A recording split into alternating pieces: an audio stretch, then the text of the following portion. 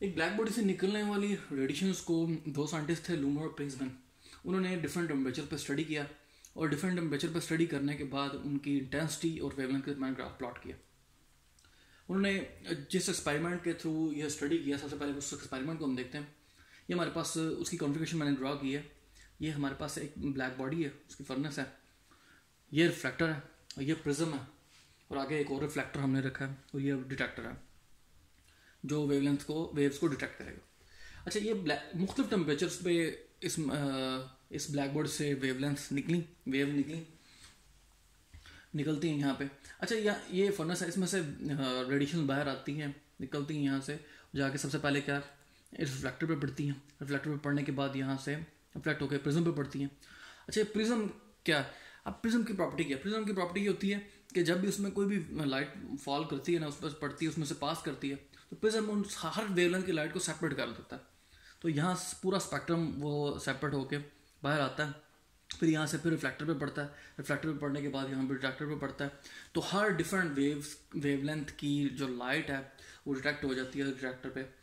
फिर इस डिटेक्टर पे जो वैल्यूज़ आई इंटेंसिटी की और वेवलेंथ की, उनको ग्राफ की फॉर्म में प्लॉट किया उन्होंने उस इंटेंसिटी और वेवलेंथ के दरमियान ग्राफ प्लॉट किया। अब वो जो ग्राफ प्लॉट किया वो मुख्तलिफ टेम्परेचर पे था, मतलब इस ब्लैक बॉडी का जब टेम्परेचर 1650 था तब उसका ग्राफ प्लॉट किया, 1450 पे, फिर 1260 पे, 1000 केल्विन पे। इन सब डिफरेंट टेम्परेचर पे ये एक्सपेरिमेंट को परफॉर्म किया। उस एक्सपेरिमेंट की जो वैल्यूज़ आई इंटेंसिटी की और वेवलेंथ की, उनको ग्राफ की फॉर्म में प्लॉट किया और हर टेम्परेचर का ग्राफ आपके सामने।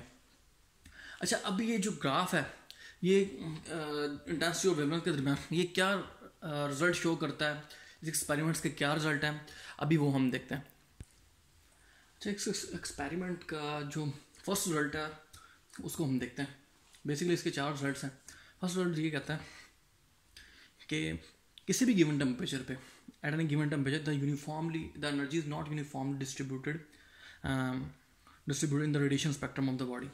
फर्स्ट रिजल्ट ये है कि किसी भी गिवन टेम्परेचर पे आप ऑब्जर्व करें कि जो रेडिएशन ब्लैक बॉडी से निकलती हैं उनकी एनर्जी यूनिफॉर्म नहीं होती। अच्छा, ये देखें, ये कर्व है 1650 पे, इस तरह ये डिफरेंट टेम्परेचर पे, ये भी डिफरेंट टेम्परेचर पे, ये भी डिफरेंट टेम्परेचर पे कर्व। अगर हर कर्व को अगर आप ऑब्जर्व करें तो कर्व ये शो कर रही है, कर्व का मतलब ये है कि वेरिएशन आ रही है। तो अगर हर कर्व को अगर आप ऑब्जर्व करें तो इससे पता चलता है कि किसी भी गिवन टेम्परेचर पे जो रेडिएशन निकलती हैं एक ब्लैक बॉडी से, उनकी एनर्जी डिफरेंट होती है, मतलब सेम नहीं है। अगर मीन्स के अगर स्ट्रेट लाइन कर्व हो ना, तो इस स्ट्रेट लाइन ग्राफ हो तो इसका मतलब होता है कि यूनिफॉर्म चीज़ है। यहाँ पे इसको कोई भी स्ट्रेट लाइन नहीं है, कर्व है, इट मीन्स कि एक ब्लैक बॉडी से निकलने वाली जो रेडिएशन है उनकी एनर्जी यूनिफॉर्म नहीं है, डिफरेंट है। दूसरा रिजल्ट, दूसरी चीज़ ये है कि किसी भी गिवन टेम्परेचर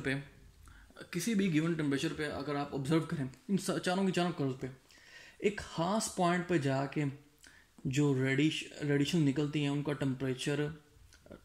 उस खास टेम्परेचर पे जाके उसमें से निकलने वाली जो वेव होती है उसकी एनर्जी मैक्सिमम होती है। उसके बाद वो एनर्जी डिक्रीज़ करना शुरू कर देती है, लेकिन वेवलेंथ इंक्रीज़ करती रहती है।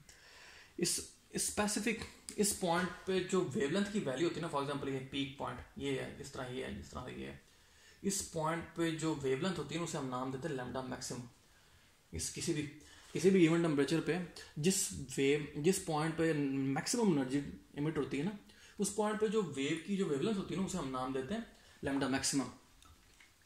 अब ये सेकंड रिजल्ट ये कहता है कि जो लैम्डा मैक्सिमम और टेम्परेचर का जो प्रोडक्ट है वो एक कांस्टेंट के इक्वल होता है। किसी भी गिवन टेम्परेचर पे लैम्डा मैक्सिमम और टेम्परेचर का जो प्रोडक्ट होता है वो कांस्टेंट के इक्वल होता है। उस कांस्टेंट की वैल्यू होती है 2.9 × 10⁻³ मीटर केल्विन। इसे हम वीन्स डिस्प्लेसमेंट लॉ भी कहते हैं। थर्ड रिजल्ट क्या है इसका?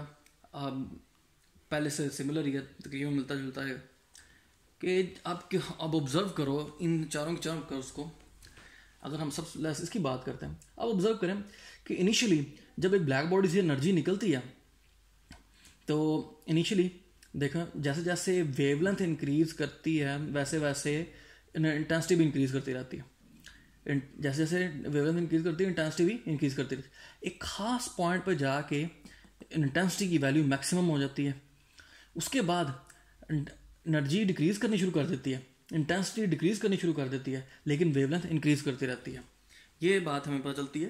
क्या बात पता चलता है हमें कि एक किसी भी गिवन टेम्परेचर के ऊपर एक ब्लैक बॉडी से निकलने वाली रेडिएशंस की एक खास की एनर्जी इंक्रीज़ करती है, साथ तो वेवलेंथ भी इंक्रीज़ करती है। एक खास पॉइंट पर जाके एनर्जी मैक्सिमम हो जाती है, उसके बाद एनर्जी डिक्रीज़ करनी शुरू कर देती है, लेकिन वेवलेंथ इंक्रीज़ करती रहती है।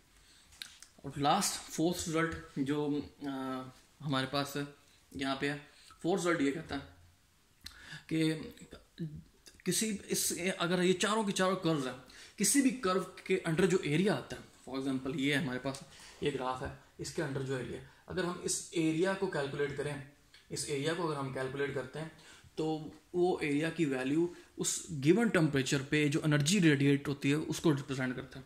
फोर्थ रिजल्ट क्या कहते हैं, the area under each curve represent the total energy radiated पर सेकेंड पर स्क्वायर मीटर। और किसी भी गिवन टेम्परेचर का ग्राफ का अगर हम एरिया कैलकुलेट करें, वो एरिया हमें energy emitted at that given temperature बताता है। या इसको हम मैथमेटिकली अगर कैलकुलेट करना चाहते हैं तो स्टीफन बोल्ट्जमैन लॉ यूज़ कर सकते हैं। स्टीफन बोल्ट्जमैन लॉ अगर जो किसी भी गिवन टेम्परेचर पे जो एनर्जी निकली है ब्लैक बॉडी से उसको कैलकुलेट करना चाहते हैं तो हम स्टीफन बोल्ट्जमैन लॉ कहता ला energy is proportional to temperature 4 power of temperature. अगर हम प्रोपोर्शनैलिटी का साइन रिमूव करें तो यहाँ पे इक्वालिटी में से कन्वर्ट करेंगे तो हमारे पास फार्मूला बन जाता है E = सिग्मा T की पावर 4। ये स्टीफन बोल्ट्जमैन लॉ है। इस फार्मूले के अंदर अगर हम टेम्परेचर की वैल्यू पुट करें एक ब्लैक बॉडी किसी भी गिवन टेम्परेचर पे की, तो उस टेम्परेचर पे जो रेडिएशन निकली होती है उसकी रेडिएशन निकलती हैं उनकी एनर्जी की वैल्यू हमें इस फार्मूले से हमें पता लग जाती है। ये था ब्लैक बॉडी रेडिएशन और इंटेंसिटी डिस्ट्रीब्यूशन डायग्राम।